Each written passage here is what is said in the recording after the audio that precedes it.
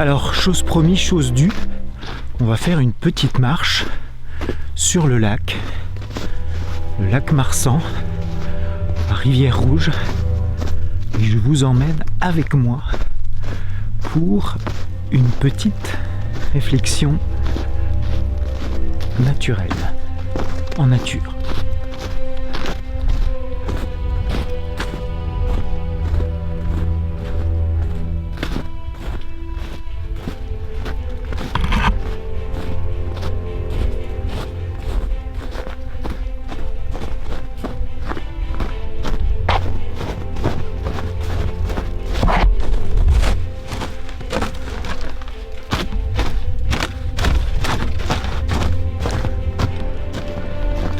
Alors là, c'est notre piste de patin à glace qu'on a faite avec Diana. Et voilà le lac qui est complètement gelé. Il a fait froid dans les derniers jours.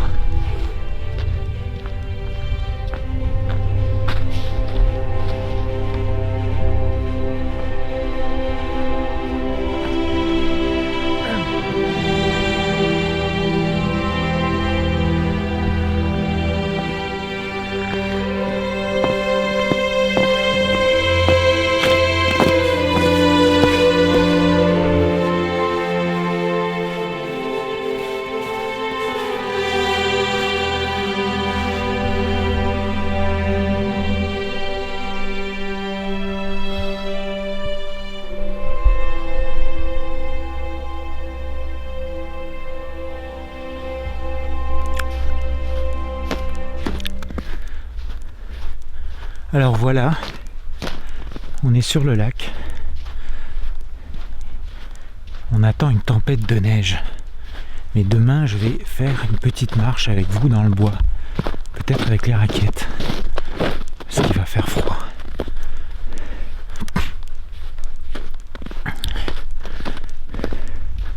Alors j'espère que vous avez aimé la vidéo, le live.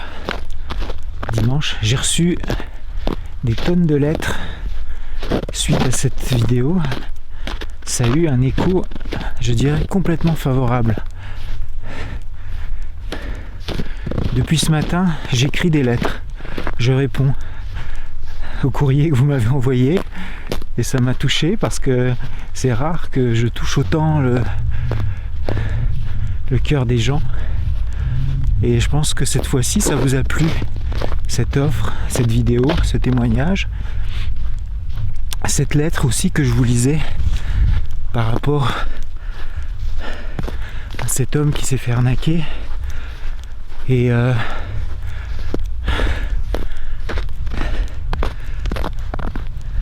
c'est vrai que j'utilise toujours un peu mon expérience personnelle pour parler des vidéos, pour parler de ce que je vois, de ce que j'observe, c'est normal. C'est la seule chose avec laquelle je puisse réellement, honnêtement répondre. C'est mon expérience personnelle. Et il y a quelque chose dans ce témoignage qui pourrait étonner, dans le sens où j'expliquais que dans mon cas, j'ai eu un divorce en 2004 et j'ai retrouvé l'amour en 2014. Alors c'est quoi l'amour? Pourquoi ça prend 10 ans? Pourquoi Antoine, ça t'a pris 10 ans pour trouver l'amour? C'est vrai, c'est une bonne question. C'est une question intéressante. C'est quand même beaucoup. 10 ans pour trouver l'amour. Je sais pas ce que vous en pensez, mais c'est énorme. 10 ans de galère. 10 ans de galère, non, c'est pas vraiment 10 ans de galère, c'est 10 ans de recherche. 10 ans d'essais, d'erreurs. Et pourquoi ça a pris si longtemps? Eh bien, figurez-vous que ça prend du temps à trouver quelque chose quand on ne sait pas exactement ce qu'on cherche. C'est ça le point clé.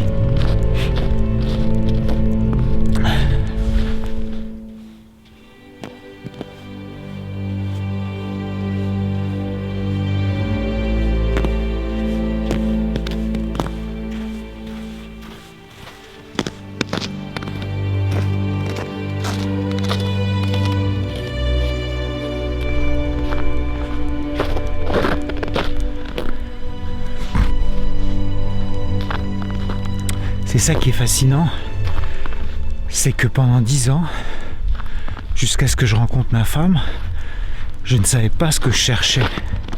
Alors là, c'est difficile. Quand on sait ce qu'on cherche, quand on sait exactement, précisément identifier l'objet de sa recherche, ça va beaucoup plus vite que 10 ans. C'est évident. Mais moi, je ne savais pas ce que je cherchais. Parce que je n'avais pas de référence par rapport à l'amour. Évidemment, il y a des gens qui trouvent ça drôle. Il y a des gens qui ne comprennent pas pourquoi certains hommes, certaines femmes ont du mal à trouver l'amour, à trouver une personne qui les aime sincèrement. Mais c'est parce que ces gens-là ne savent pas, ne comprennent pas d'où viennent l'histoire personnelle de ces gens. C'est facile de juger quand on ne comprend pas. Il y a un proverbe qui dit tu jugeras quelqu'un quand tu auras fait quelques kilomètres dans ses souliers. Ben c'est tout à fait vrai. L'amour, quand on le cherche avec obstination, comme c'était mon cas, j'ai fini par le trouver. Ben là, j'ai failli me casser la gueule.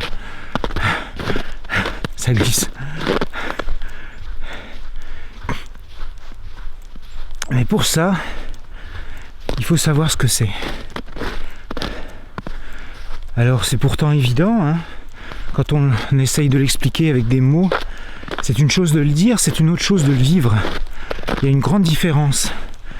Aimer quelqu'un et surtout se sentir aimé de la femme qu'on aime et qui nous aime, c'est comme de la nourriture. C'est aussi important que la nourriture. Ça, je l'avais entendu une fois dans une de mes formations où on racontait que les chimpanzés à qui on privait le contact avec leur mère, eh bien ces chimpanzés-là, les jeunes enfants, les bébés chimpanzés mouraient plus rapidement que ceux à qui on privait de nourriture.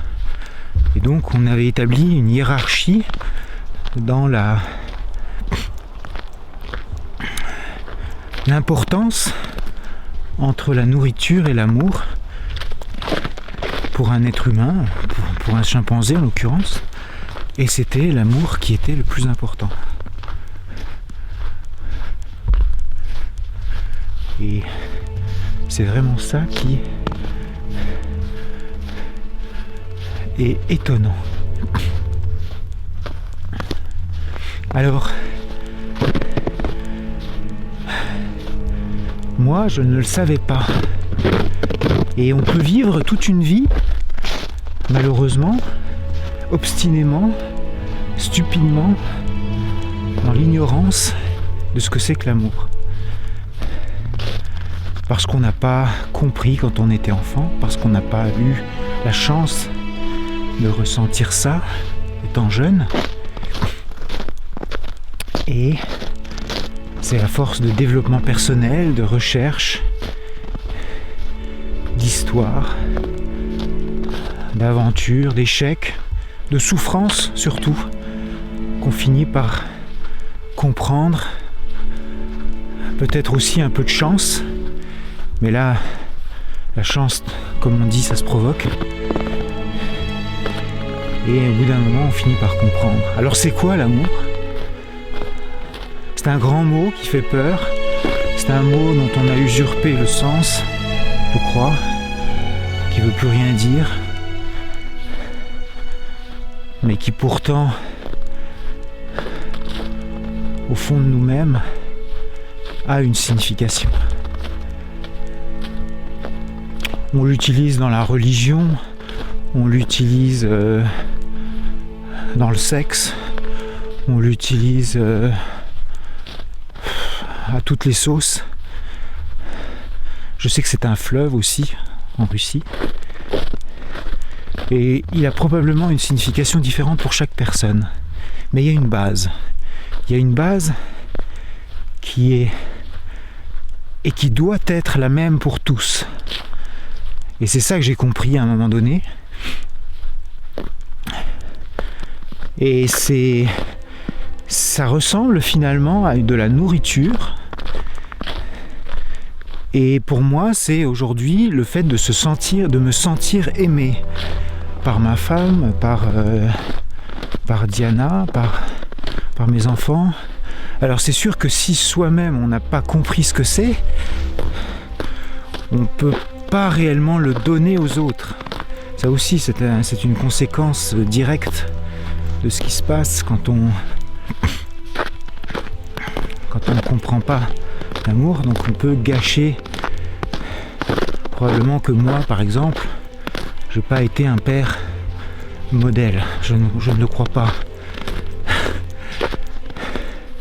Je crois que j'ai fait beaucoup d'erreurs, tout simplement parce que j'avais pas compris ce que c'était qu'aimer, le verbe aimer. Et c'est seulement maintenant, à 47 ans, alors qu'on est rentré en 2019, que j'ai une idée de ce que c'est. Et ça nous rend heureux, ça me rend heureux, c'est de sentir ma femme qui me dit tout le temps qu'elle m'aime, que je suis important pour elle, de se sentir important, d'avoir une valeur.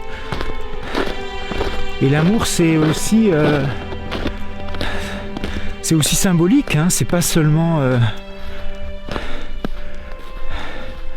En fait, non, c'est aussi du concret. C'est-à-dire que l'amour, c'est aussi une forme de... Je te donne quelque chose. Je te donne...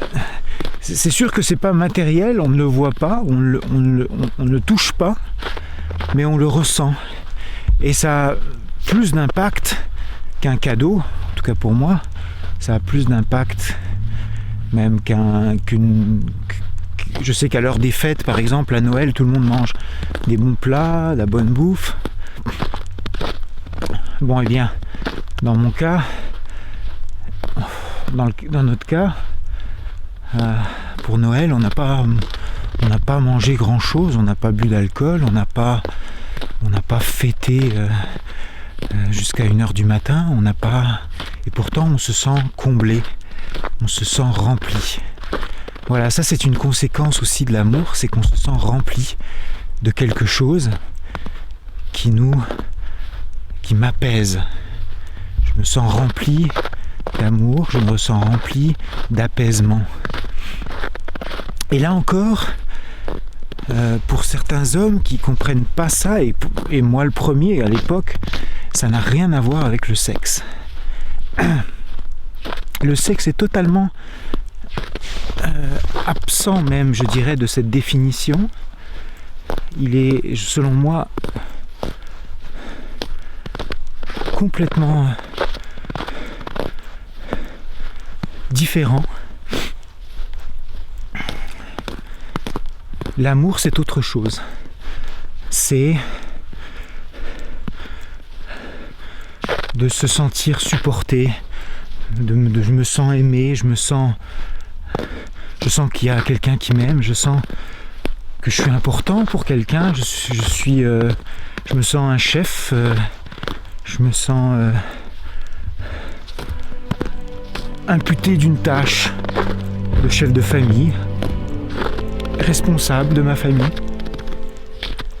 et je me sens plus fort. Voilà.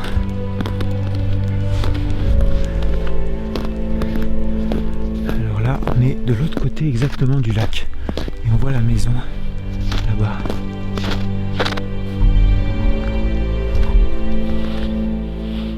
Ça, c'est notre chalet.